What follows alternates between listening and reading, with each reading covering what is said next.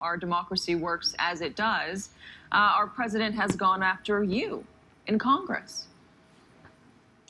Well, Katie, the truth is, the problem is Vladimir Putin's Russia.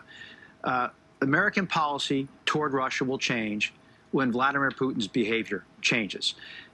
Russia has annexed Crimea. They're in Ukraine. The appropriate response from the President of the United States should be to Mr. Putin, we will be sending defensive anti-tank weapons to the Ukrainian government.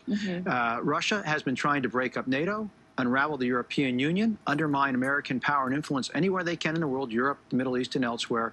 They behave badly. They deserve these sanctions, and the president should stand by it and push back further on Russia. Congressman, you and a number of your colleagues say this almost every day on television. The president is no doubt hearing this. You sent him a strong message by sending him this bill and saying that you guys would override a veto if he chose to do that.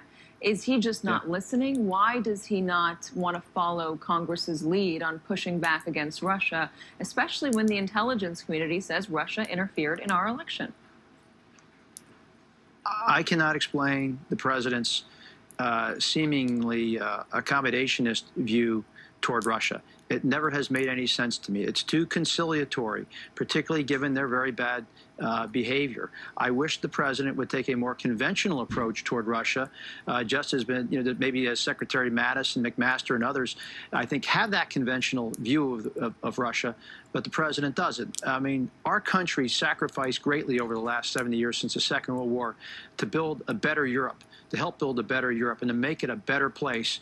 And, we created a NATO in large part to keep the Russians out, the Americans in, and the Germans down. Well, we don't want to keep the Germans down anymore, but that was the point. And I think the president must stand up and defend the world order that we worked so hard to create along with our allies. And the Russians are trying to undermine that order. And I can't explain why the president doesn't embrace that more conventional, traditional American view. So Politico is also reporting that these sanctions might just be the beginning. It's claiming language in key defense bills in both the House and Senate would require the military to begin developing medium-range missiles banned by a 1987 treaty that Ronald Reagan negotiated with the Soviet leader Mikhail Gorbachev during the twilight years of the Cold War.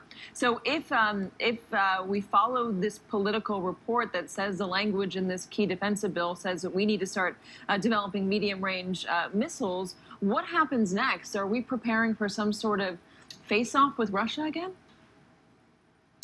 No, I believe what Congress wants to do, we want to deter Russian aggression. And there is a great debate going on that if we do things like sending anti-tank weapons to the Ukrainian government, some will say, well, that's a provocation. My answer is no, it's a deterrent. And I've been to Estonia, I've been to Lithuania and to Poland. And believe me, they want us to take more of an aggressive posture towards the Russians because they think that will deter Vladimir Putin. There's certain lines he won't cross. We don't want conflict with the Russians. Nobody does. But so it's you're the saying Russians we need who to build have up our armaments, though, in order to make sure that they are still deterred from doing anything? Absolutely. Now, Putin will say this is a provocation, but I think it's pretty rich for Vladimir Putin to say there they are, those wicked little Estonians, setting upon the poor Russians who are just gathering up their harvests every day.